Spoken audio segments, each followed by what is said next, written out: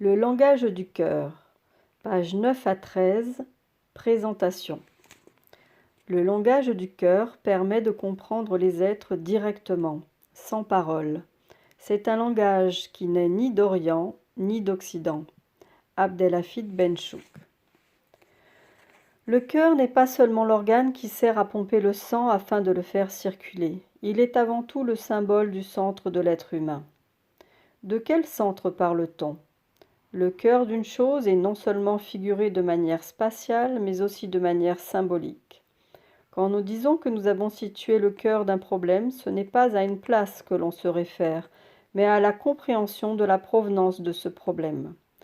Lorsqu'on parle de cœur dans la spiritualité, nous faisons référence au lieu intime où la connaissance et la compréhension se manifestent. Cette connaissance est tout ce qu'il y a de plus intellectuel dans le sens donné à l'intellect par les philosophes grecs. Pour Aristote et les aristotélisants arabes et latins, l'intellect capable d'intuition est supérieur à la raison.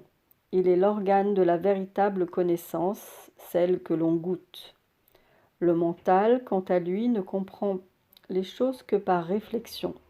C'est pour cette raison, dans le langage courant, que nous utilisons sans y prêter attention le thème « réfléchir ». Le mental serait comme la lune qui réfléchit la lumière du soleil. Dans le cœur, lorsque l'esprit est dégagé des voiles de l'ego, la lumière de l'esprit brille directement, en illuminant tout notre être. Il reste un point à éclaircir afin d'éviter toute confusion. C'est de ne pas confondre le cœur avec les sentiments. En effet, dans l'Antiquité et dans la science soufie, le siège des sentiments est le foie.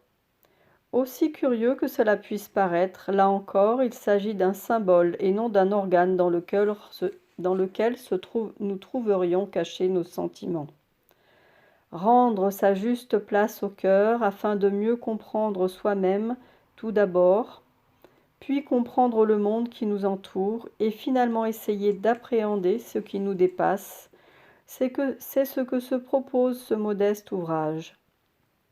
C'est en retournant vers le centre de notre être que l'on pourra parler un langage universel que chacun comprendra, que l'on pourra se comporter de manière à apporter la paix non seulement en nous-mêmes, mais aussi autour de nous. Le langage du cœur, ce ne sont pas des mots, mais ce qu'il y a derrière ces mots. C'est la connexion avec cette réalité spirituelle que chacun manifeste de manière particulière et qui à la fois nous relie tous ensemble, puisque l'esprit qui nous habite, malgré les formes multiples dans lesquelles il se manifeste, demeure un. Il n'est ni d'Orient ni d'Occident.